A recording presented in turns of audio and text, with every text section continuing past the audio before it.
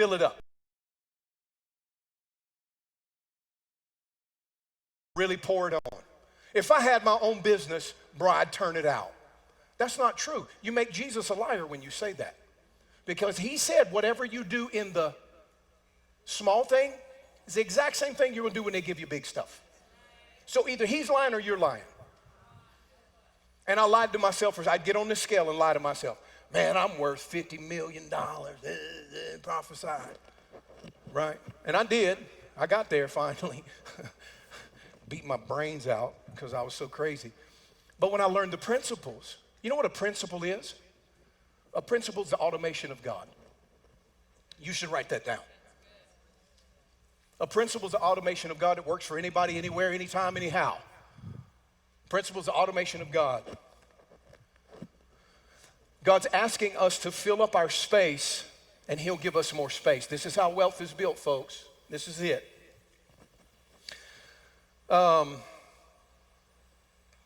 Seems to be saying, just keep on pouring it in. He'll fix the excess. Just don't leave it empty and vacant. I don't know what your notes say. John, is the Mark 4:26 in the notes? I just said it. And is Proverbs 30, verse 15, 16 in the notes? Okay. All right, good. Well, you got that. I got to hurry. Next word is subdue. Here it is. It's kabaz.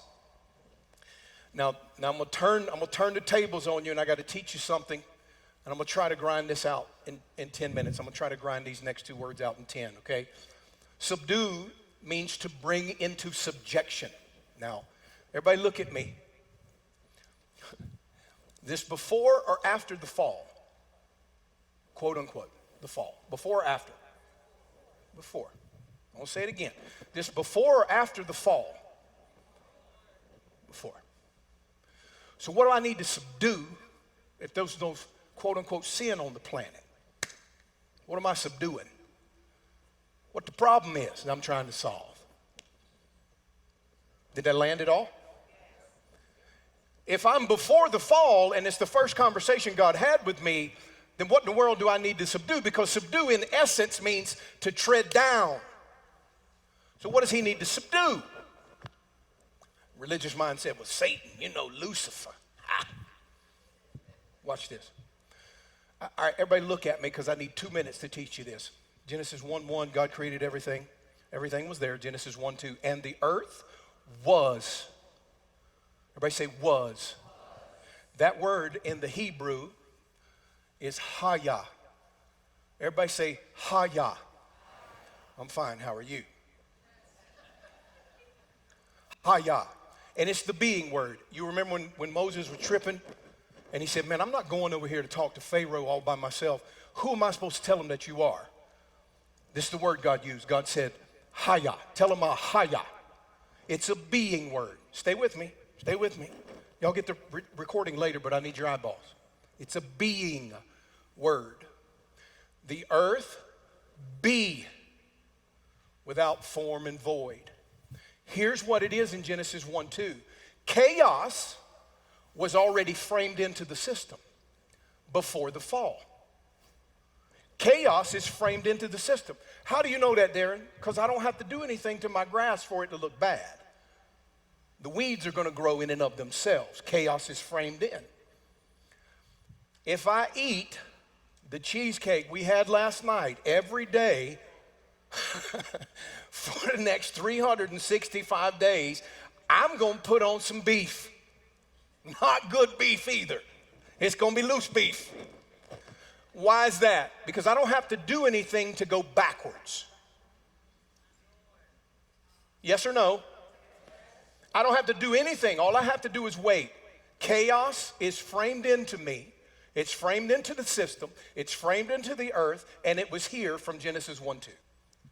So when God brings this Adam on the planet and says to subdue, the picture is there is resistance from your success. Anybody felt resistance in your life trying to be successful? Well, chaos is framed in, so it's just built into your system. Now watch now. We're talking about money. When you get to heaven, Is there a possibility for chaos? Without resistance, there is no growth. Without resistance, you've been to the gym? Without resistance, there is no growth. So God framed in resistance for me and you so that we could grow into the expanded person that we need to become to be successful and wealthy. And if you choose not to expand and grow, it's framed in for you to subdue, because the resistance. Have y'all ever heard the story about the butterfly? And there was a cocoon in the yard, and the little boy comes in and says, Dad, look at the cocoon. And Dad tells him the story, how caterpillars become butterflies. Y'all ever heard this? I'm going to tell it anyway, so I don't know why I asked you that. So anyway, so the dad says, Johnny, leave it be. The butterfly will come out when he's ready. Johnny, every day, Miss Pat, he's looking at the cocoon. You know how little boys are. And little boys are notorious for tearing stuff up. That's what we do. We break things, right? So Johnny's watching. Dad tells him every day, Johnny, don't touch the cocoon, son. You're going to mess it up. So one day Johnny sees movement. And Johnny decides, he sees the budding of a butterfly's wing. And Johnny decides the butterfly can't get out. He's going to suffocate. I need to help the butterfly. So Johnny helps the butterfly get out of the cocoon. And guess what happens to the butterfly? He can't fly. Why? Because it's in the resistance of the cocoon that the muscles are framed for the butterfly to be able to get himself up off the ground. Chaos is built into the system so that you can become the person worthy of the success. I know it's a horrible word in our churches, but I'm going to say it again. Chaos is framed into the system so that you can become strong enough or worthy. Weighty is the word, weighty.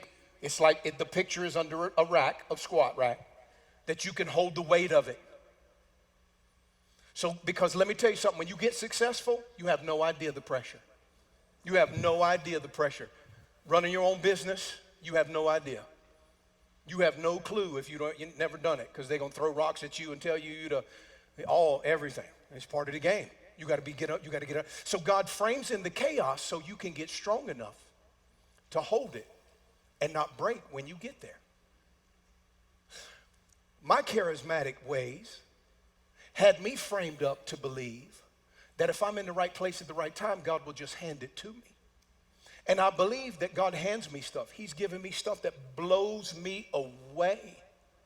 It's just his favor that these people in my life come to me for advice. I'm not that smart. I promise you, I am not that smart. But I have proven that I can hold it. So I was messed up and peed off when I lost everything. But it was that forged out strength in me to build again. Because God knew that the people were coming to me. I didn't. He did. And he said, in order for you to get this, I'm not saying that God wanted me to lose everything. That's poppycock. I don't believe that. That was my deal. I was stupid. It is what it is. But I do believe that it was through that God said, all right, watch this. Watch this.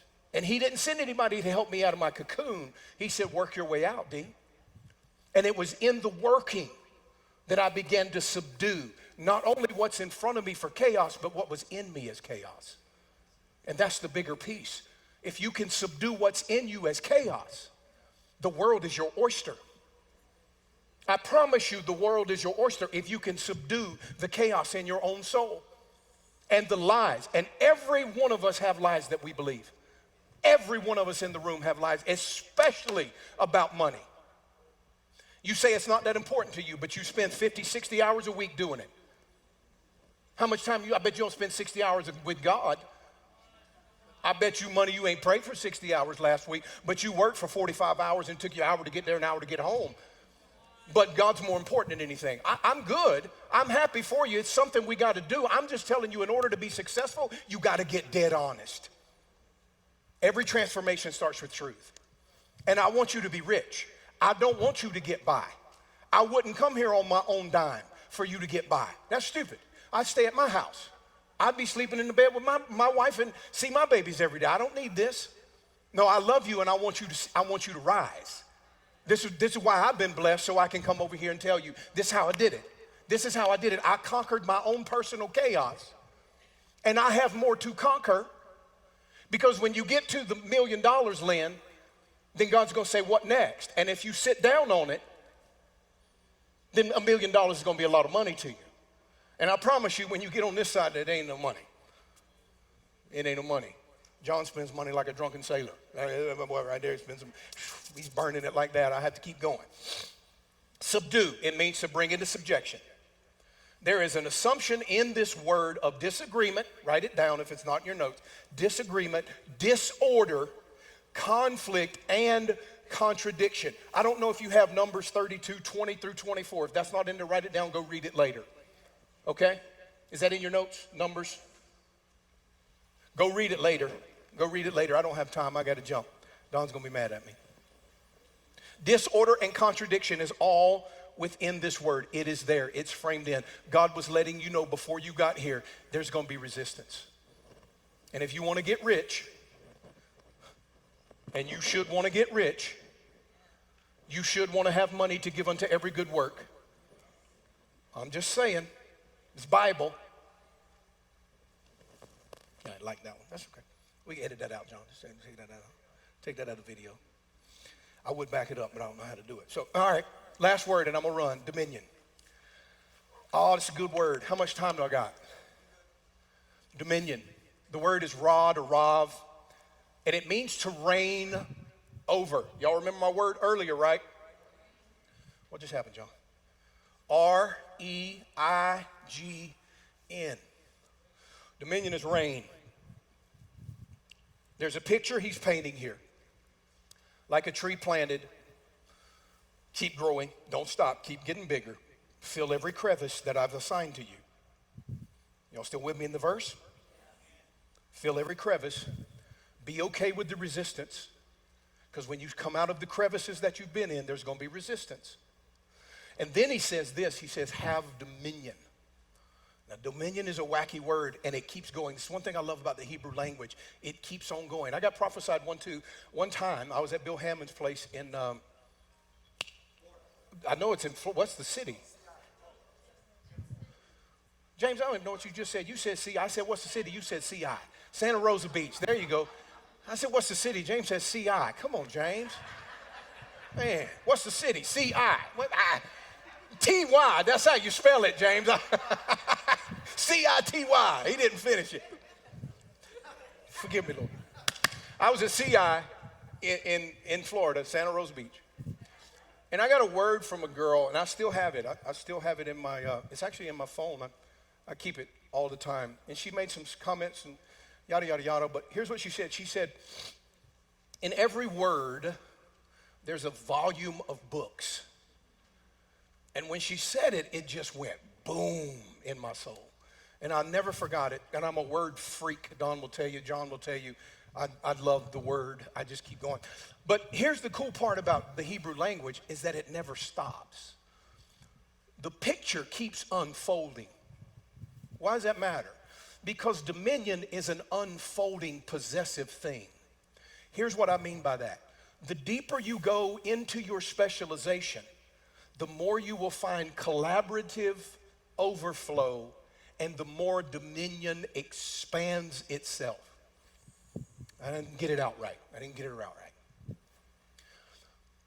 Here's what I mean. The farther I go into my space and become the guy, the land developer guy, the more in the depth, Catherine, I find other people that their grace expands to me. It's kind of like this. It's overlapping circles. The deeper you go, the deeper you go. So dominion is about depth.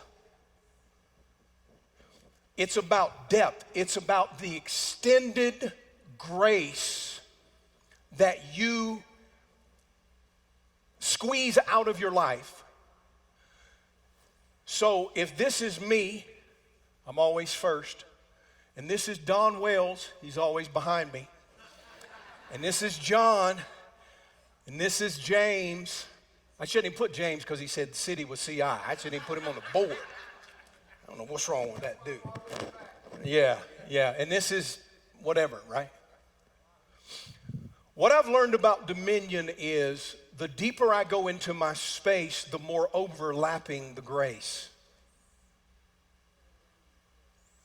Meaning that I don't know if Miss Pat was a baker and she was an international baker, something happens at a deep level when I'm a national land developer that if she goes deep and I go deep into my specialization, sooner or later we meet and the lines overlap. David said, the lines have fallen to me in pleasant places. That's what dominion is. Dominion is if you become you, you don't understand how the lines begin to fall in your space. Because success breeds success. Mark was telling us yesterday, he said, I made such and such on the stock market and da-da-da-da-da-da-da-da. We were just giggling and laughing. But Mark has got 40 some odd years as a successful practicing dentist. So have you ever, here's what I'm trying to get across. Have you ever noticed that some people have the Midas touch? Like you can do the same thing and that fool makes money and you lose. Man, I put in $5, he put in 50,000 and he made money. I don't know what happened to me. Does anybody know what I'm talking about? I got a Mormon friend. Anybody know what a Mormon is? I got a Mormon friend. I love this guy. I love this dude, man. He is gold. Mormon people are gold. They're good people. Y'all believe you want to be about the witchcraft that they deal with. That's neither here nor there. We got our own witchcraft to deal with. That ain't my deal. Whatever. I love the brother. I love the dude. And I watched him buy a house in Charleston, South Carolina a couple years ago when we thought the market was at a peak, like it was blazing in Charleston. And this dude's got crap tons of money. Everybody know what a crap ton of money is? It's a lot. It's a lot of money. Crap ton is a lot of money, Miss Pat. It's a lot of money. He got tons of money. And he bought this house and I was like, bruh, you paid $1 million for this at the height. You're gonna get smashed on this. Here's what he said to me. If I lose $200-300 grand, what's that gonna matter? I love that house. And watch what happened. Mark, I promise to God what happened. The market kept going. He put another $75,000 in it because he didn't like the pool and he didn't like the kitchen to make it his own space. I'll talk to y'all about that later. To make it his own space. Market kept going. He sold it, made $1 million on the house.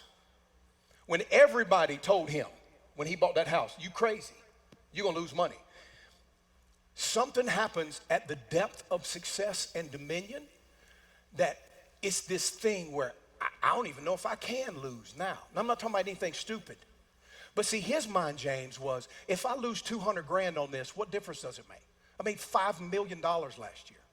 Why does this matter? I love the house. He made $1 million, sold it, bought a house on the water, and stole that house. He bought a $4 million house for $2 million. He absolutely stole this house. It's an amazing house, too. It's 4 floors. It's outrageously cool. But have you ever seen the folks that just keep getting better? The blessing of the Lord makes rich without laborious effort. Here's what it means. You have to get into dominion before that comes to you. You can't prophesy your way into that, folks. You got to go through these steps. These are 5 steps. These are 5 key steps for you to be wealthy. And when you get to dominion, your grace will overlap. The guy I was just telling you about, that dude probably made me $3 million over the course of our lifetime together. At least that. Probably $5 million by me being his homie. Because grace overlaps. Y'all not catching me. Y'all not catching me. Now you can't fake the spirit world. I'm preaching. Give me 5 more. You cannot fake the spirit world, and we've tried to fake it out. We've tried to fake it out. If I say the right thing, if I hold my head sideways and shout 3 Bloody Marys, then it's going to happen. You cannot fake the spirit world, and you can't fake out money. Money is spiritual. You can't fake it. It knows if you're telling the truth. So you don't even have to say it. It just comes to you when you are the person. I promise you that I'm telling you the truth. On everything I love, baby's wife, everything I love, I'm telling you the truth. You cannot fake the spirit world out. You can't fake it out. You can't do that. It ain't gonna work. I don't want to hurt your feelings. I don't. I promise I don't. I'm here to help you, not to hurt you, but you can't fake the spirit world out. So when you get on the scale, you got to get honest. Right now, I'm worth $50,000 because that's what I work for. I'm worth $52,000. My value is $52,000. That's when you get honest. Because until you get honest, you can't go forward. And you're never going to get to dominion without honest answers and questions. I'm good with having questions that I can't answer. I do not want to have answers that I can't question. Y'all understand me? So if you try to fake out the spirit world and demand, success never comes by demand. Write that down, please. Success never comes to you by demand. Money will not come to you by demand. It comes to you by exchange. If I need teeth whitening or a cavity filled, then I go to the dentist. I pay him for that service because of his expertise. That chicken salad sandwich that I just had was outrageously good, but we had to pay for that. I can't make chicken salad like that. So we paid and exchanged for the taste. We exchanged money, or I exchanged my effort, my energy for that sandwich. Does that make sense? You can't go down there and be like, God told me you were going to give me a sandwich. You can. You can. I mean, they may give you one, but if you do that, God told me you were going to give me a sandwich. Come on, Mario, and help me.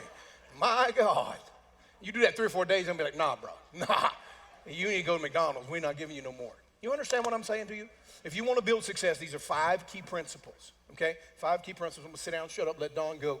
And I'll come back later and we'll do some questions. Anybody got any quick questions, though? Just bop, bop, nothing crazy. We're going to do questions and answers later, okay? So has anybody got anything you want to throw at me real quick? No? Good. All right, come on, DA. Let's rock and roll, bro. Thank you, guys.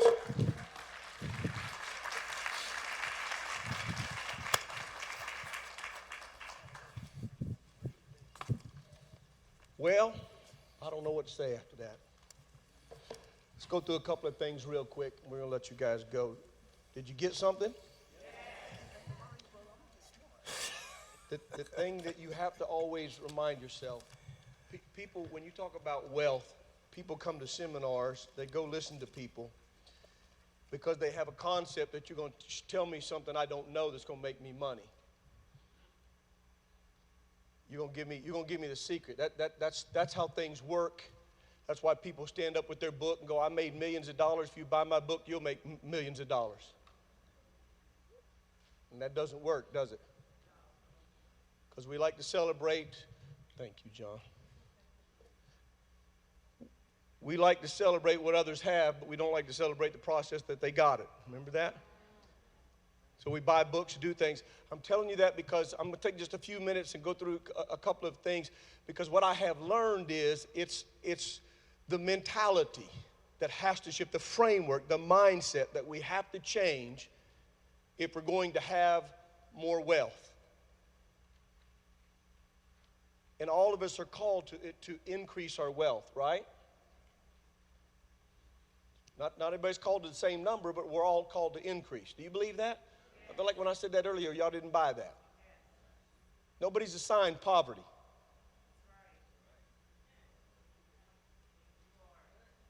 Nobody is assigned poverty. Poverty is anti-God.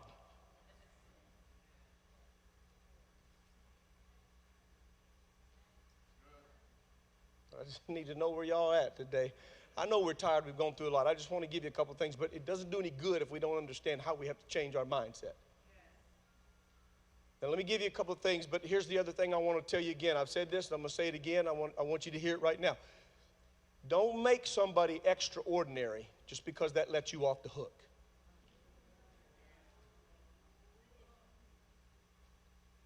Do not make somebody extraordinary because that lets you off the hook. Well, he's extraordinary. There's nothing extraordinary about that man. Wherever he took off to, he'll tell you that.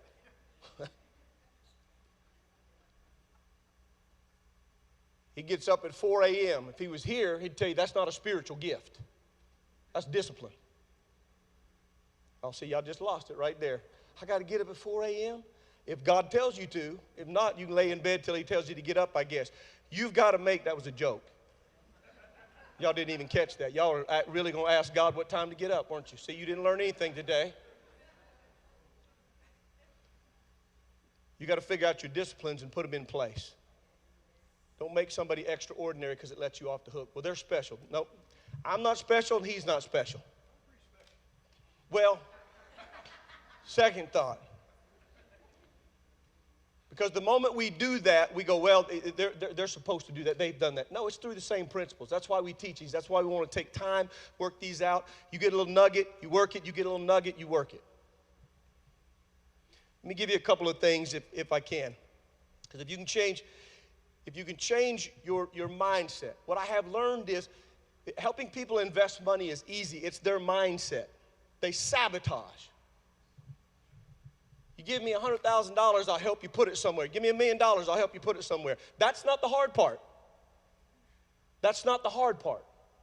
The hard part is the mentality. Because people sabotage their portfolios and their life without knowing it. Through fear and all kinds of mechanisms. That's what I want to talk a moment about. We're going to be talking about this. Since I live here, we're going to be talking about this probably all of October. I'm going to take October and we're just going to do some financial teaching, some wealth building. Is that all right? Not the typical stuff, not just some more, but we'll really talk about the theology of money from our mindset. And behavioral economics is probably one of the most important things you'll ever get, and we're going to talk extensively about this. That's the intersection of psychology and finance. Behavioral economics has to do not with just the external, right? That's what we spend most of our time on, is external. Budgets, numbers, data sheets, investments. But that'll never manifest until you understand the internal, how you think about money. We're going to go over some things called money worlds, because your money world is different than my money world. And I'm going to teach you 4 quadrants that'll change your life, I promise you. That's what we're going to work on in October. That'll change your life, because how you view money, how you spend money has so much to do with your thought system and your belief system. Sometimes it's hard to receive things because we have a mindset. For example, we deal with poverty. People get nervous with poverty, but I've shared this with you before. Poverty is not the state of not having something. That's where people get it wrong. They don't talk about that because they don't have anything. That's not what poverty is. Poverty is not the state of not having something. Poverty is the fear of letting go. So it violates God's principles. So people live in poverty and they're defensive against poverty because they think, well, they can't help that. That's wrong. You're not helping them by protecting that. Poverty is not the state of not having, it's the fear of letting go. It's indiscriminate. You can have $1 million in your bank account and be in poverty. I've dealt with people, have $1 million cash sitting in their checking account and have a poverty mentality. So behavioral economics is how I think and interact with my money, and if I'm not healthy with that, and that's what these principles are designed for. That's what we're talking about today. That's what Darrin's talking about. If you don't change that internally, all the money in the world can come to you, and that's, again, where we do studies on people who get money fast. Lottery system. People never keep that money. 5 to 7 years, it's gone. Why? Wasn't enough? They had nothing before, and now they got 50 million. It wasn't enough to last them?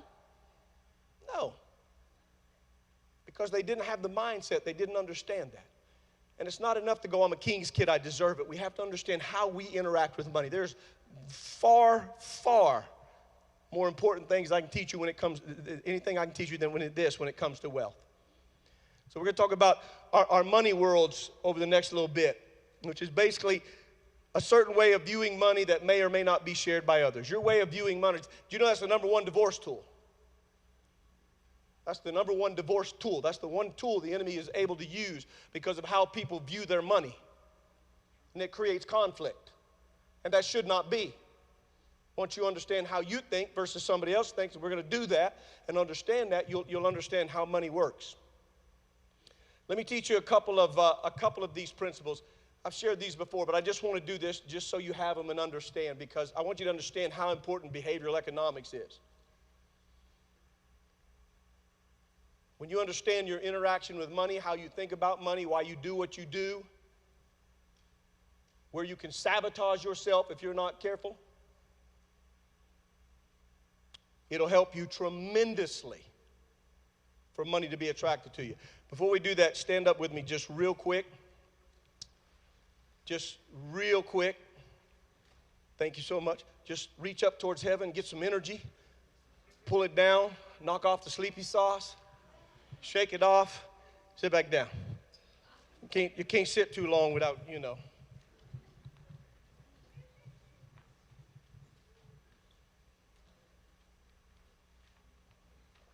Let me give you a couple of these, and then we'll go just to some question answers. I just want to get these to you real quick. And we're going to talk about these a lot more extensive. So what happens when you deal with behavioral economics, which is how I interact, how I see my money, how I view my money, how I feel about my money.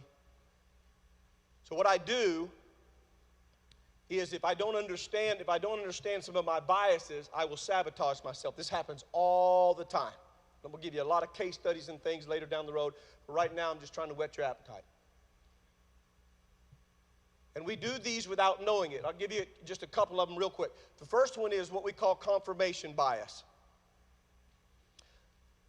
Confirmation bias is the tendency to be biased on information that confirms what you already know.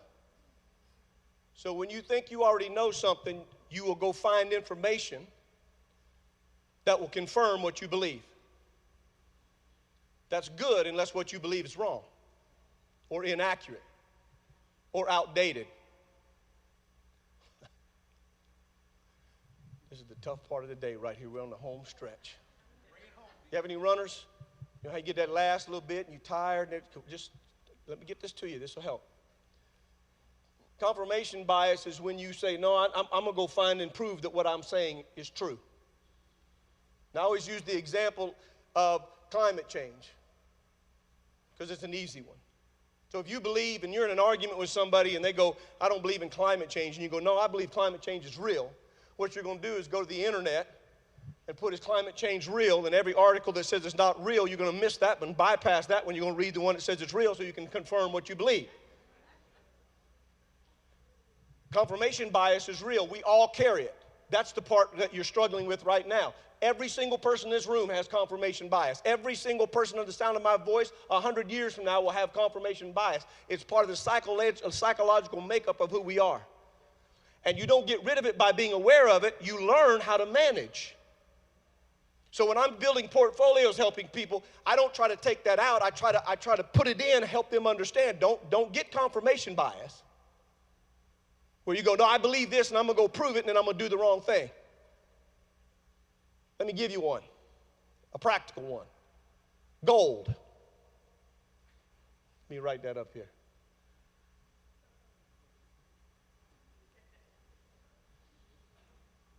Every day of my life I deal with gold. Because years ago, the market used to be attached to the gold standard, which means there was a dollar and there was a gold bar attached to that, so it had an asset. Most people didn't realize, because we're not in that world, we don't realize that that's not the case anymore. Now you have a debt system. There's no longer a gold bar to every dollar. There's a debt system. It's an exchange of a debt system. That's fine, but you have to understand that. So what happens is the talking heads, knowing that the majority of people still think gold is a safety net, when things start going bad, start going, you got to buy gold. And I get 100 calls a day. Don, should I be buying gold? I'd buy green beans. Because if the world blows up, that gold bar ain't going to help you. Green beans you can eat. Gold bars are paperweight.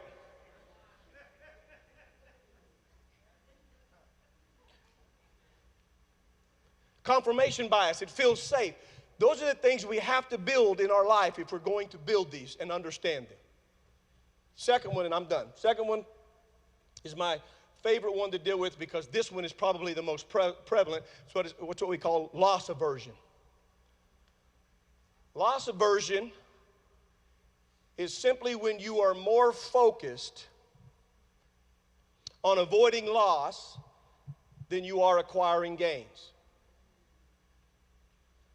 Now, give me just a minute to iron this out, and then we'll have a little basis to have some conversations in the coming weeks. Loss aversion is where you're more concerned about avoiding loss than you are acquiring gains. Well, you can't make money if your focus is on avoiding loss. So if you're afraid and you're scared, and you go, I'm just going to hold on to what I got, you'll never make money. Now, it's not that we just are willy-nilly and throw money out and we're not careful, we don't do due diligence, but loss is built in the equation. If I asked you today, is there anybody in here that's never had loss? We don't need to do that. It's a waste of time. Everybody in here has had loss. Everybody's experienced loss at some level, some place. It's built into the system. The goal of investing and making money and building wealth is to have more gains than you do loss, not to never have loss.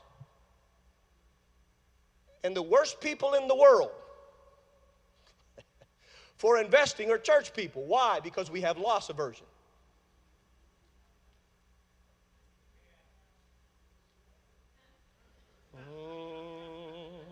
Jesus, help me now. We've built loss aversion into our theology. And the problem is, when you get some of these biases and you hold these biases and you build them and they gain strength, they don't just function in one area, they function in every area. Well, I don't want to get in a relationship, I'll get hurt. So you never get in a relationship. I don't want to get a good job because they may fire me. You can take it down any road, any level, any way you want to go. Loss aversion begins to seep in every part of our life. Now let me just a little farther, because I just want you to know what we're going to get into as we drill down into this. Because I promise this will help you. The stuff that we're teaching you will help you if you just apply it and put it in, and we add to it over the next months and years. Here's how loss aversion works, okay? Think about this. You can close your eyes. No, don't do it. It's too late in the afternoon for that. Some of y'all won't come back. Some of y'all will not come back. This is what I see up here.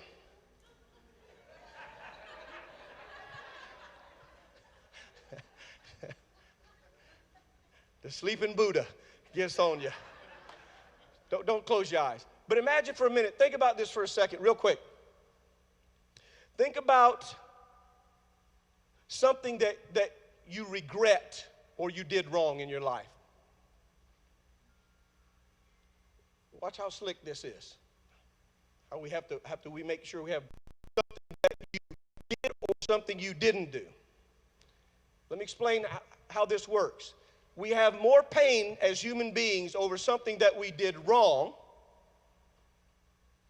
than over something that we didn't do that would have been right. Let me explain. We have more power over something that we did wrong. I invested $100 and I lost $50. That's more painful than I didn't invest any money, therefore I didn't lose. I should have done that, I should have done it, but I didn't do it. Did you catch that? That's called conflict avoidance. That's how it works. Because it's more painful when we do something in our lives and it didn't go right. That's called the regret of commission. It's an action that we took and it didn't come out like we wanted to. Again, we'll get into this deeper. What happens then is that's more painful than something that I should have done. I didn't do it. It would have been the right thing. I should have done it, but I didn't do it. That's the regret of omission. That's an action that we avoided. And the actions that we avoid, this is what I want you to catch. The actions that we avoid are more painful than the actions that we took that were wrong. Now, this saved my soul and took me from poverty to having a little bit of money. Because the inaction does not hurt nearly as much as an action that didn't turn out like I wanted to. What we have done is created a theology that says, well, I'm not going to do anything. I'm just going to hold on to my talent. I'm just going to hold on to my stuff. I'm going to hunker down and not take any risk because I don't want to lose money, or I want to manage God's stuff. We usually blame God. So I want to make sure I'm a good manager and a good steward of what I have, and I don't want to lose it. Anybody think of a Bible story? That's so unbiblical. We cannot think that way. We cannot think in terms of, okay, it doesn't mean we're not godly stewards, but a godly steward invests, does due diligence. And when they have lost, they say, okay, what do I need to do? What do I need to fix? Let me change that. And loss aversion will affect every single thing in your life if you're not careful. So you cannot focus your life on things that you avoiding loss. You have to focus your life on acquiring gains. And the two are juxtaposed. It does not mean, again, that we just throw stuff out there and pray that we have our part. But our part is not avoiding and holding on and going, well, I'm just going to keep a hold of this, and one day when I go to heaven, God will be pleased that I didn't mess something up. You're going to mess it up, trust me. That's the whole point. That's part of the learning process. But you get up, you do it, you repeat, you grow. That's part of the learning process. You have to understand that. We're going to talk about these things frame our money worlds. How you spend money, you're going to love when I do this. That's why we got to take some time, and we'll do it on Sunday. You're going to love when we do this, because how you spend money will blow your mind how you view things, whether you're tight or loose.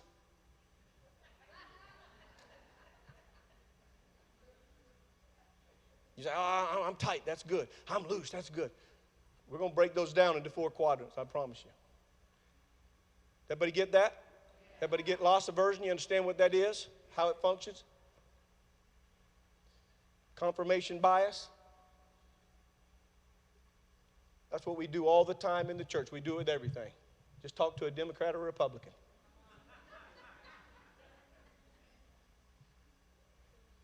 I'll show you.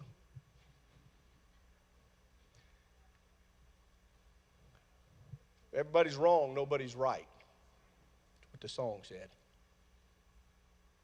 We got to learn to be open, to grab a hold of these things, grab truth, and apply it in our life. Yes? All right. We could go on and on and on and on, but it's been a long day, and it's already past my nap time. I don't know where y'all at, but I don't like missing these Sunday naps. If there's some questions that you have specific to, I'd prefer if we don't answer whether Adam had a belly button or not. But specific to today's teaching as far as money, finance, wealth, if you have a question, you can text them right there.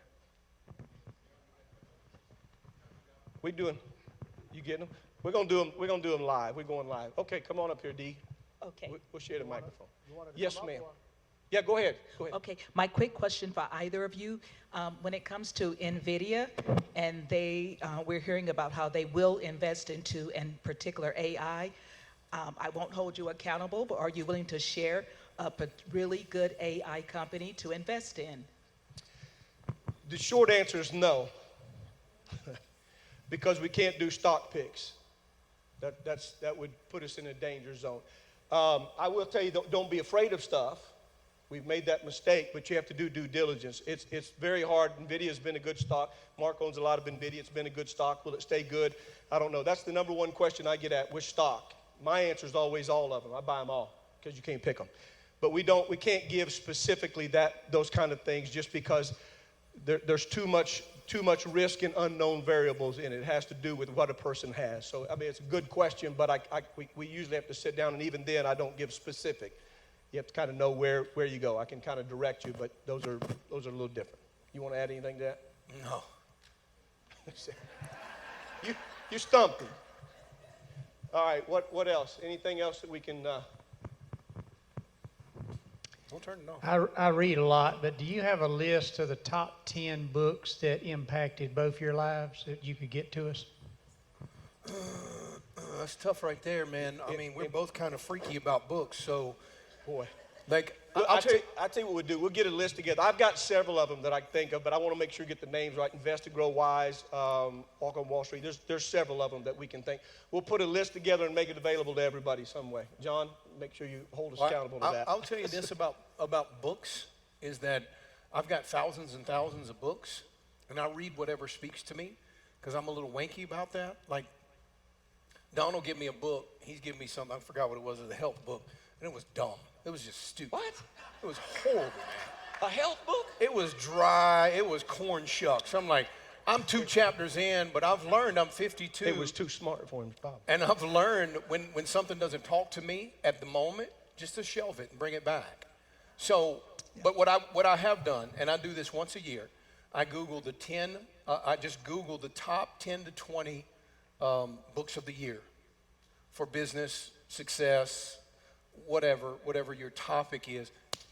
And then if you go into AI and do it, it'll give you the best books of all time. I mean, there's a few that everybody needs to read. Napoleon Hill, Think and Grow Rich, is a bedrock for changing your mind.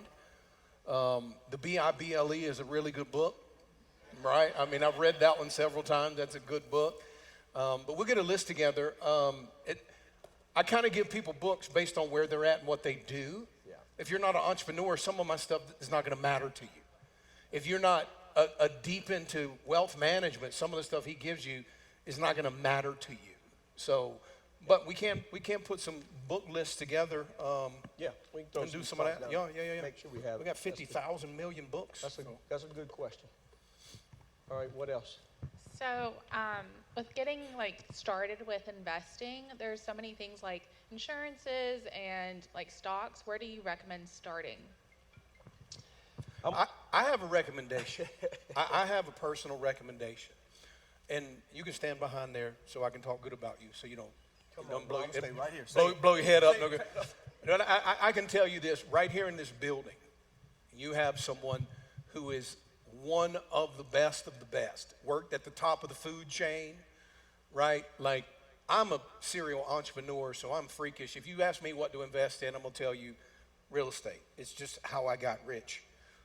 That's my deal, right? That's my baby. I got 3 girls in real estate. So, but what I tell everybody this when he's not around. I talk really good about him. It's hard for me when he's here. But what I tell everybody, like getting started, call Don. We had a client last 2 weeks ago. We got on a Zoom. They wanted to talk to me. They didn't need to talk to me. And we were 5 minutes in. I said, you need to talk to the financial guru. You don't need to talk to me. I'm going to put you in one thing. Like, I'm going to make you a lot of money, but I'm going to put you in one thing. And some people need one thing, but when you're getting started, that's the guy. Don't tell him I said that, but that's the guy. And he's got something like he's meeting with people on Zoom in the church. Like, he's trying to meet with everybody. He's wacko crazy. But just jump on there. There's, I don't know what they have, but I know we have my life coach something, my money coach something. My moneycoach.life is always... Yeah, good. Yeah, that's the first step. So that's my advice. That's my, I'm getting warmed up. That's my advice right there. I'm telling you, me to you. I'm a wealthy guy. Call this dude right here. Okay. Generally, it's hard to. By the way, on that note, it's hard to put anything down generically because everybody's so different. So I can give you like I love. Everybody knows I love indexes because the indexes are low cost and they're broad based.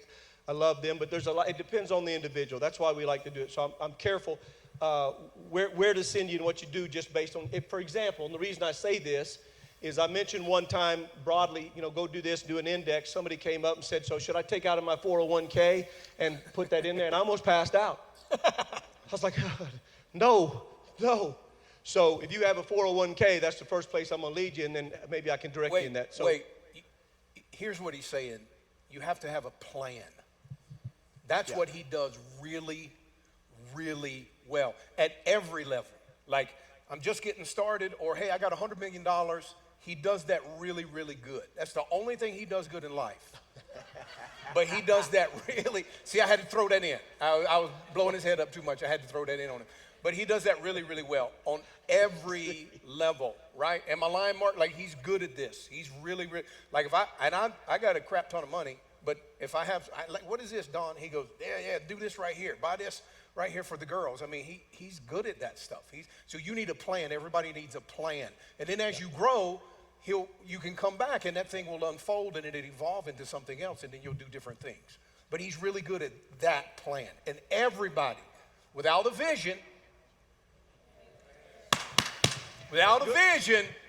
people perish. That's what a plan is a plan is a vision. And Don is, I promise you, he's one of the best in this country by helping you putting the plan together. He don't charge you nothing, which is outrageously crazy. Well, now I'm going to have to charge me and talk me out. I'm going to have to start charging. No, I'm just kidding.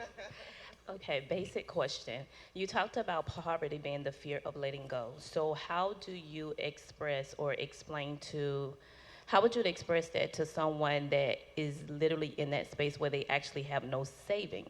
So how do you help to discern when they are operating from a space of a poverty mindset versus one that's just trying to be wise and save? Does that make sense? Yeah, I think, so here's what I would tell you. I think, and Darrin may answer this a little different, but here's the thing. Tithing is God's beautiful antithesis against poverty. It doesn't, you hear us say all the time, makes church people mad because we've been taught that our whole life and we thought we had a savings account with God that he had to invest for us. We've said if you tithe, God gives you riches and wealth, but that's not what the Bible teaches us. That's what we made it say because we wanted it to say that. It's a covenant. You have to do it if you want to be in relationship and covenant with God. But the design of tithe, which is to put something away from you that you don't control, breaks the spirit of poverty. It's the beginning, start of wealth building. You have to be able to do it. So if somebody has that, a lot of times I tell them, save up a little money first. But you've got to be able to give. There's something that happens on the inside of us when we give. And the common denominator between most wealthy people is they're givers. They understand the principle. Even if they don't attach it to God, they understand there's something in me, even if I don't know it's from God, that says I've got this, I've got to give. And so part of that is breaking it. But people, what happens is people have been promised, if I give this, then God will give me all this stuff back. And that's not true. That's not biblical. I hate to, and we can agree to disagree. You can be wrong if you want to. But the Bible does not teach that. The Bible does not teach that. The Bible teaches that God gave us the power to get wealth. Tithe was not a financial problem. It's a spiritual one. Do you trust me as God? Let's find out.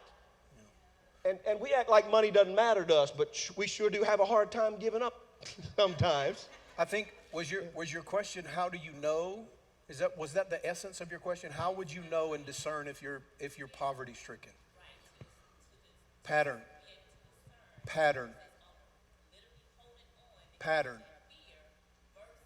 Were you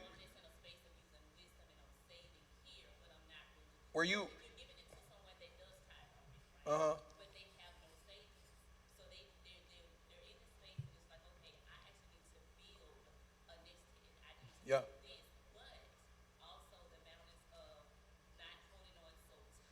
Right.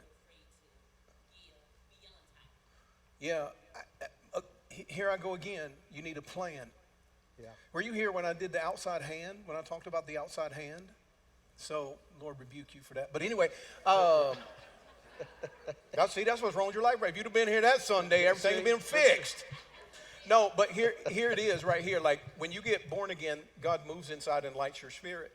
And that's we call that the inside hand. But he needs an outside hand when he puts you on the potter's wheel. You got to have someone outside of yourself talking to you and helping you. You have a coach right here in front of you to help you with a plan, right? So I wouldn't get we're very practical people, right? Too practical probably. So I wouldn't get too spiritual with it. I'd just be like, let's get on a call and see if I got this all jacked up. That's it. It's that simple. That's what I would do. Does that make sense or no? Yeah. Bless you, dear. Go ahead, James. Sometimes it's just knowing which way to go. And listen, this is a good thing to write down because we have to remind ourselves, hope is not a plan. That really will help. That really will help you. Because we go, man, hope's not a plan. Never was designed to be one. It's not a plan. You gotta have a plan. You gotta have something that you go. And sometimes that's just a matter of having some help to do that, because we're all in that space. Right. We've all been there. We've all been there. We've all been there once or twice. And what we want is everybody to rise from that. We want everybody. Go ahead, James. Y'all never believe me when I say that. Yeah, so I'm a young guy. I'm 22. Me too. I'm I, young too. Good to meet you, young guy. I guess. Darren's a little older, but go ahead. So if my goal was to, let's say, earn $10,000 a month, right? Like I understand I have to be the person capable of doing that in the first place, which is kind of what you guys were touching on. I think what I struggle with a lot, especially for my generation nowadays, is just seeing so many options out there and like having a hard time finding that space or that specialization to kind of, attach to and ground yourself with and, commit to the long haul. So I guess You're overthinking it at 22. Just do what's in front of you to do. Okay. Don't overthink this. My God, you got more runway than anybody in the building. So Yeah. just do what's in front of you to do. Let God do his job. You do yours. All right. Thank you. And let me say with that, it's tough on your generation. It's tough being alive today because we flip our phones on Yeah. and somebody made $1 million being a whatever, right? So you see all these things, and what happens is this is where you have to be really careful and very mindful. Back to a plan. You've got to be able to work what's in front of you, and the challenge is you have all these things that circumvent, and they want to circumvent the process. And circumventing the process looks good. What we do, remember, there's a rule, there's always a principle, and then there's a rare exception. And we try to live the exception. I know so-and-so, and he's making $100,000 a month, and he did it in two weeks. Well, God bless him. I didn't do it in 2 weeks. And we have to be careful because that may be an exception, and maybe what you have to do is I love what Darrin said earlier because this is so true. People say this all the time. What do I need to do? What's in front of you? Work what's in front of you. The principle of God is if I become excellent at this and this isn't it, then God will exchange it. That's right. Not me, God will. Yeah. Where the Bible says your gift will make room for you, that's what he was preaching earlier. When you work what's in front of you and you go, this is what my gift is producing, but I want to transition and be a movie star. Well, right now, this is what I have. So I want to reach over the practical for the spectacular and move to Hollywood and go, hey, y'all notice me, or to Atlanta, because we're the food capital now. Boo, y'all take that, Los Angeles. We want to reach over the practical of stuff, and you have to go, this is what I have, and this is what I'm going to work. And if you're not working that, and you're not applying those principles, then you can't ask God to airlift you out of that space to the promised land. Because he loves you too much. He said you won't be able to rule. You won't be able to maintain it. The wild beast will eat you and devour you. So you've got to be right in this space where I'm at, and this is what I have, and I'm going to become excellent at this. Yeah, but I'm bagging groceries. I will be the best. I'll be there early. I'll work hard. I'll double bag. I'll make people feel good. Start with what you have. That's where people violate principles and try to circumvent and go, no, I want to get to. So I'm not preaching directly at you. I'm just telling you it's a principle. It's hard in your generation, but you're young. You work what you have in front of you, and I promise you, God will bless it and he'll increase it. Truett Cathy, the founder of Chick-fil-A, in a board meeting, the young guns were screaming, we got to get bigger. How do we do it? Trying to figure it out. Truett Cathy, his character was a mild man, quiet man, kind of like me and Don. Easygoing type of dude. Anyway, in the boardroom, he slams his hand on it, shocks everybody on the boardroom table. He says, if we get better, our customers will demand that we get bigger. There you go. And that's the same. Like, let me tell you a quick story, and I know we got a dip, but Don is so much more diplomatic. You remember that story I told about the guy that told me, do what's in front of you to do and shut up? Well, that was Don. Like, he's really nice to you. He was hateful as crap to me when I asked the same exact question to you that you just asked. He was hateful to me. And he said words to me, made me cry. Hey, do what's in front of you and shut your mouth and go on about your business. That's what he said to me. That was very diplomatic, but I just want to have that on record, that he's not that diplomatic, and he was hateful to me and made my soul bleed, and I cried and all that stuff. That's who that dude is right there. This stuff right here is fake. That answer right there was fake. If he had you at breakfast, he slammed you, man. He kills you. Hurt my feelings, made me go home and cry. I'm like, I don't want to work no more. I don't want to play no games with you. But anyway, yeah, that is true. Does that make sense, though? Just do what's in front of you, man. It'll work its way out. It will. Go ahead, James. Sorry about that. I was being crazy. So you spoke about how your parents didn't have the experience, knowledge, or mindset to give this to you at an early age, but now that you've learned it, what are practical tips or even just actions that you've done with your children to adjust their mindset from the foundation? That's a really, really good question. Well, the first thing we do, like I said, is we have a culture of wealth. Like, I make sure we frame it as a culture of wealth. And I'm going to shake it up a little bit because this may not sit well. But I don't allow my girls to do broke down stuff. So in building the culture of wealth, there has to be, I've built a thing where we don't put up with that. I don't do broken TV sets anymore. I don't do beat up cars anymore. I don't do broken down bicycles and broken down wagons. So I have framed wealth in, let me tell you what I'm trying to say. I made them believe it's normal to be rich. My mother and father made me to believe unconsciously, God, my folks were phenomenal people. But they made me unconsciously believe it wasn't, something is wrong if you're rich. And it's okay to be broke. So we just created this thing. Okay, my wife, when we got married, she would buy stuff from Target. My wife her folks are squeezers, right? I mean, squeezers. So for years, she would buy these clothes for Target, and my wife is gorgeous. Like, she is gorgeous. I can sell ice to Eskimos. You look at my wife, you know that boy can sell anything. But she had this perpetuation of buying cheap clothes. And I would just pound it. Like, I will wear something from Walmart, but you will not. Right? So I just created this thing. And it grows. Right? And then then there's this massive balancing act of entitlement. Where we're entitled to this. So I'll snatch a child. Make sure y'all edit that out. I'll snatch a child. Don't trip. If you go too far, then I'm going to let you know. You go out there and shovel that thing up. Right? So my dad taught me work ethic is the reason I get up at 4 o'clock. Because I can go. I can go. My dad taught me work ethic. So I'm trying to instill that into them. And my oldest girl's a rock star. She's a baller. She's starting law school next year. She's our best employee. Am I lying, John? She is our best employee, except for John. But she has this work ethic that she's gotten from us by culture. And I hope that makes sense. So if you're going to be a great parent, I had to teach them that it's normal to be rich, but me and your mother are rich. You broke. Like, that's my credit card you swiping, right? Don't trip. But then I got 3 girls, and my baby girl is 13. She's really good with high dollar stuff. She's really good with high dollar stuff.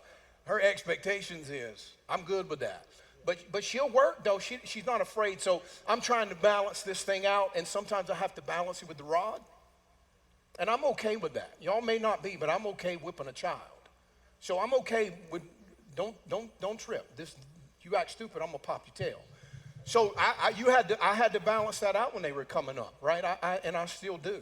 I still do, right? But so I'm forcing them to go, here's what I've done personally, and Don can answer, because I'll belabor this point, because my kids are the epitome of life for me. I teach them to take care of the small things. Let me tell you what excellence is. Excellence is in the small stuff. Jim Collins wrote a book called Good to Great, right? And it's easy to be a good company. It's a whole other thing to be a great company. And excellence comes in the small details of life. And so I teach them the small things. It matters that you left your hairbrush on the counter. That matters. And they don't like me all the time, but if you're going to be a great parent, you can't be a cool buddy. You can't be a buddy. If you want to teach them to be different than you can't be a buddy. You got to be somebody that goes, I don't care if you like me. I don't care if you go in your room and cuss me out when the door's closed. But you get that thing up right there. because excellence is going to be your character, right? So that's how I've done it. And I hope that makes sense. That's how I've done it. And I still, like, don't trip. I still have to battle the spirit of entitlement. Yeah. When I'm giving them the best in the world, because they think filet mignon is just natural for everybody, right? I was eating the Hardee's at your age, but you over here eating filet cost me $55 just for you, you know. But that's okay, because I need them to embrace the next. Yeah. Because now watch, this is important. Yeah. Because when I hand the baton, That's it. you got to be able to run this race. Yeah. So if you start running the race with us, and you still thinking like a first grader, you're going to get lapped. So I need you to think like a rich person while I'm balancing you out Yeah. to not be entitled, right? Does that make sense? Did that land or no? Okay, that's good. All right. That's excellent. One other thing, listen, and that's very good. And I've talked with Darrin's girls. That's one of the things that he does on the outside hands. I talk with them about finance, about money, about my part. Here's the thing I want you to understand as parents. Have conversations with your children about money. All of us have grown up not having that. That's real. My parents didn't talk about money. So what happens is have good conversations with them. You know why we don't? Because we're ashamed of where we're at. That's good. We're ashamed, all of us are ashamed of where we're at with our money, or we have too much, or the challenges and the things. So we don't have those conversations. And you have to have those good conversations with your children. You know where I started with mine? Driving down the road in North Carolina, they'd have the big lotteries up there. Remember those big signs? They still do, I guess. You know, the lottery's up to $50 million. So I would start with my kids, and I'd go, all right, you just won the lottery. What are you going to do? I'm going to buy a car. I'm going to buy a wagon. I'm going to buy a boat. I'm going to buy a train. I'm going to buy a house. I'm going to buy you and mom. No. First of all, I'm you gonna buy a lying. You ain't going to buy giraffe. me nothing. Yeah. So that's a good conversation. Yeah. What would you do with that? It's to begin to frame their mindset. So the first thing I tell them, first thing you need to do is find somebody who knows money, an outside hand that can help you. And understand that you've got to learn how to manage and learn principles and techniques. Have conversations with your kids. Ask them those things. You don't have to have all the answers. It gets them thinking about stuff. And we're afraid of that. And that's what we have to do to get to the next generation. As Darrin said earlier today, wealth is not when you die. That's estate planning. You try to do it from the grave, it doesn't work. Wealth transfer is what is biblical. And that's where you walk with them and talk and say, what do you think about this? What would you do on this decision? That has to start, cannot start too early. So you have to start that. All right. That's really good. We beat that one good. Okay. Go ahead, Jay. One thing I've learned over the years is that the golden rule, do unto others as you'd have them do unto you, is also the golden rule of business. Buy how you want someone else to buy from you. Sell how you want someone else to sell to you. And to contradict your point of when you were younger, that you thought that if someone was doing the exact same thing as you and they made more, it was immoral. I want to ask you how personal integrity for you has actually helped you within business. Oh, that's a really good question, man. Personal integrity to me, I have success stones. John's making me write a book about a bunch of stuff. John's a tyrant, freaking taskmaster. But integrity is wholeness. And so when I look at my life, it's the scale that I was talking about. I've had to get really honest. Let me tell you what really changed my life. I'm going to give you all the secret sauce. It's getting with people that I couldn't lie to. Yep. There you go. Then I couldn't fake. I couldn't fake it. I was in this mastermind group, and you had to bring your numbers with you. Here's the balance sheet, right? Ego is away from a balance sheet. But then one of the things that we failed, especially in our Christian community, man, is allow space of honesty. And when we get into this money, Don just said, you know, a lot of us are scared to talk to our kids about money because we're afraid of the open door of where we actually are, and we're ashamed of it. And it's the same. So what I've done in my life is I've put it on the table with people and go, here's where I'm at.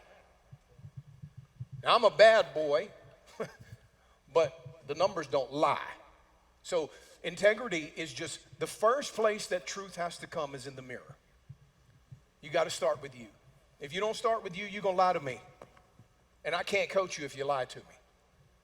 right? You can pay me $100,000 a year to coach you, and that's what it costs.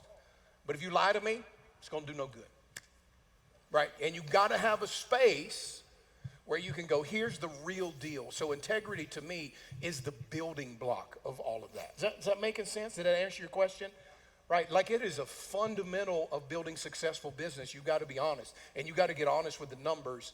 And when you're afraid of them, they kind of slip away under the door, right? If you don't look at them enough. So that's how I've done it. And I have people like Don in my life that go, here it is, dude.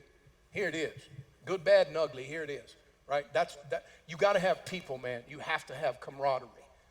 You got to have a camaraderie that, like Don and I have a special relationship. There's no breaking the bond, so it doesn't really matter what he says. Does that make sense? Like you can hurt my feelings, but that's okay. We're still going to lunch, right? And he has, and I have his. Like we go at it, like real Civil War type stuff, right? But that doesn't mean anything. So you got to have that. It's hard to get honest when you feel like somebody's going to leave you and then you suffer the sting of rejection. So get it done early. Start today at your age. Start today building a foundation of integrity, and everything will work its way out. Yeah. Very well said. We got one last person. Is that okay? Yeah, absolutely. Hi, how are you? Something that's speaking to me when it comes to money management is also like time management. So a question that I have for someone who, I'm a mom, you're trying to maintain your family and just maintaining while also growing. Like if it takes time to sow the seeds into mastering your craft, what are some advice that you have for like time management when it comes to like mastering yourself, but also maintaining, your other responsibilities and roles and not letting those things suffer, specifically when it comes to parenting or child rearing or managing a marriage or just things like that? Very good question. Well, the first thing you understand is kids are time suckers. They're money suckers. They're fun suckers. Once you have that established as a base, it's a lot more challenging when you have children, right? And what's amazing is the other thing about when you hear us talk a lot about mentorship and having people in your life, and accountability in the church for the longest time has been sin management. I say it all the time because it drives me nuts because somebody calls and says, hey, will you make me accountable? No, that's not what that means. If you have people in your life who really speak to you and hold you accountable and they're at a certain level and they call you up, it'll change your life. For example, you watch somebody who's really disciplined. You watch Darrin has a tremendous discipline. I wake up in the morning, be a little bit late at 4:20, and I got, this long text about what God's talking to me. Late, I ain't even had coffee yet. It's a tremendous amount of discipline. John will tell you that. A lot of discipline. You get around somebody who is at a next level, and you'll go, we don't have the same time. But yet, guess what? We have the same 24 hours in a day, don't we? All of us. That's one thing we all have. And balancing that, making that fit together is very, very, very important. I'm going to do this even though it doesn't totally answer the question, but I don't know what I did right there. Here's your assets. That's money, time, and health. Those are your three big assets, right? Those are your three big assets. We got relationships, all the other stuff, but those are the three assets that we all get to manage. When you're young, you got a plethora. It looks more like this. You got lots of time. You got some pretty good health usually. There's always exceptions. And this would be really small. Right? When you're young, you got time, you got health. But what we get taught is the imbalance of things. And so we overspend our time and our health to try to get money. We know this is true because if you look today, most people at 65 years of age that were waiting for that retirement have health issues and they can't do it. It's overwhelming. I don't know the numbers are 70 plus. Make it up. Just make it up. 77%. There it is. 77% of people today. That's a good word. That's a good word. It's a large number that we do, right? And you see this. And so what we realize is we get out of balance with this. And so it's very hard to fit these things. But here's what I'm trying to get to with this, okay? The God plan of what you're trying to do is you got time, you got health, you got money. Where these overlap, where you have enough time, money, and health is the kingdom. That's the king. That's my goal. I want to have enough time, enough health, and enough money. I don't want to have so much money that I can't spend it because I don't have health and I'm running out of time. So the reason I'm telling you that now is because this is the goal you have to have in your life. We don't have this goal. This is not what the world teaches us. The world teaches us, let's work on money and money will fix everything. Money's important. We're having a wealth conference. But if you get all the money in the world and you don't have health, guess what? After you get to a certain age, guess what? Your health becomes your wealth. You change your money for your wealth. So if you keep the balance of these, which is God's plan, where you manage your time, and it's not easy. There's not a secret. There's not a formula. I can't say do this.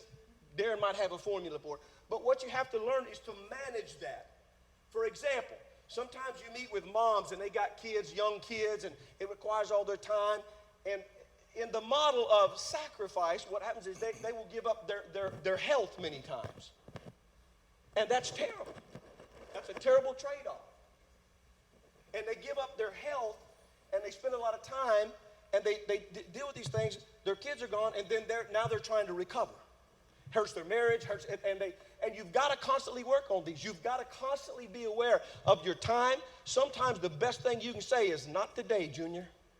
Not today. And we always feel insufficient as parents, that we're not doing enough. And the system's designed that way. We're not making enough money. We don't have enough time. What you have to do is build a system that you go, I'm going to put my health, my time, my money. And I won't let anybody mess these up for me personally. This is a sweet spot right here that Darrin and I hold each other accountable to and work on. Because if we get over here and we got all this money, but you don't have health, doesn't work, does it? So this is the kingdom. This is what we call the application of the kingdom. When my assets overlap and come together and I can spend those. I hope that helps from the perspective of at least giving you a goal. It's not easy to figure out how many, but at the end of the day, what you have to do when you have this is back up and go, how do I solve for that? Mm-hmm. All right, I'm going to do less time here. I'm going to do this. And you make those adjustments to get there. Does that help make any sense at all? Is it just me? What I would do, because I'm not a mother, as you can look at me and tell, Dawn is not a mother. Get into a group of successful mothers. Because it'll help you to balance it. And there's something about the gathering of minds, like-minded people. Napoleon Hill said that there's another mind that shows up in the mix. We know what that is, whether he did or not. God shows up where two gather. Y'all not know this book, scripture? Where two people gather, that's where I'm at. So what I would tell you, because I'm not a mom, when a guy calls me and says I don't have enough time, it's an ugly conversation because I'm tough on him. I'm like, dude, we all got the same 24 hours. Moms are totally different, right? You're just a different specimen. What y'all do is other, okay? We don't, nah. Dad watching kids and they're everywhere, right? We just wild. We grab a pizza and throw them in there and Coke and it's just like, do what you want to do. But moms are just totally different. I would get in a space, not just girls, successful women. Find it.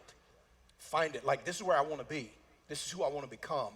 Because there are ballers out there that are moms, great business owners. There are ballers out there, okay? You don't need to hear from two knuckleheads. Our answer to kids is lock that door. I mean, that's our answer to taking care of kids. Lock the door, make sure they can't get cut in there while they're in there. Just lock the door, right? But a mother is totally different. So I would say, you know, and you do have excess. Everybody has excess time. Everybody. We all do it. I watch Frasier every day of my life. When I go home at night, it just bleeds my mind empty. Find some rock star women. You're not going to find a better place than ATL for that. Find some rock star women and get in the group and go, here's where I'm at. Because there's something about the camaraderie that raises the bar. Yep. And that's what you need. Absolutely. Go ahead, James. You got another one? No, I was just going to add, I really thought you were just going to tell her, you just got to get up at 4 in the morning. Yeah. Listen, if it was you, That's the answer. I would lay you down in front of everybody right here. But that's a mom, and like they are other people. Like moms do. A mother that works, kill her. The baddest people on the planet. Yeah, that's true. If I may, I have a quick comment for the mother. I would say read Proverbs 31. And the reason why I say that is because what you're asking for is what is the model of the woman that I desire to be, right? And so also if you ask Holy Spirit, he'll give you a time. What time do you want me to meet with you first? And then how do you want me to lay out your day? You know, I'm 36, I think I'll be forgetting sometimes, but I have twins. Where? I went to law school, you know what I mean? And God will walk you through, and it's a great thing. I think Ms. Cheryl was telling me about there's a sister group of praying, so you have opportunities to get around other women as a mother. So. Thank you. Anybody got any more questions? We got a dip, y'all. James, anything else? Raise your hand. Last final call. Calling once, calling twice. All right, one thing before we dip. I got one thing. If anybody wants to get in front of the camera and have a testimony moment with John, we would appreciate that greatly. If this has impacted you today, probably nothing I said, but maybe Don said something that was good for you. If it's impacted your life, we would love to have quick, not church testimony. Business testimony. It gives us good feedback to know where to dial in and stuff. Because listen, I'm glad this is a long day, y'all. A long day. When you work throughout the week, it's hard. It's very difficult. But you're investing in yourself beyond what yourself understands, I promise. And what we want to do is do this from time to time and steadily grow and get these nuggets. And so something really touched you or impacted you today, let us know so we know where to dig into stuff and what helps and where to go, because it's important that listen, last thing that I want you to understand from this, the purpose of this is we are becoming kingdom citizens. That's the shift. From church membership to kingdom citizen. I'm glad we're part of a church. But that was never God's end goal. The end goal is kingdom citizenship where we manifest. That's what this is about. We have to be successful in these things. And so whatever we can gain from each other to get that helps us to do it, right? Y'all clap for Darrin Collins for coming in and doing this.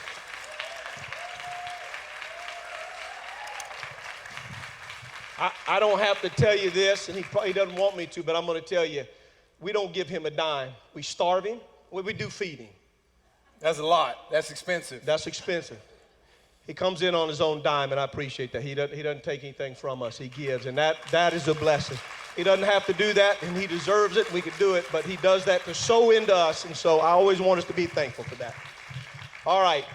Anything else we need to do housekeeping-wise? No, but if you have something you want to share with John testimonial-wise, he's right here. He's the big guy. John. Thank you.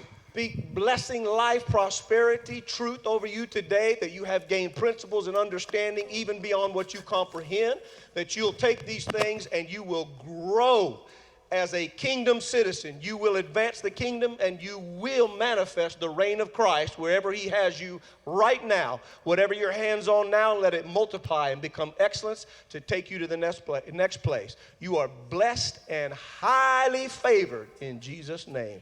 Amen. I love y'all. Thank you for staying with it. What a day. What a day. We're getting it learned. We'll see y'all next time.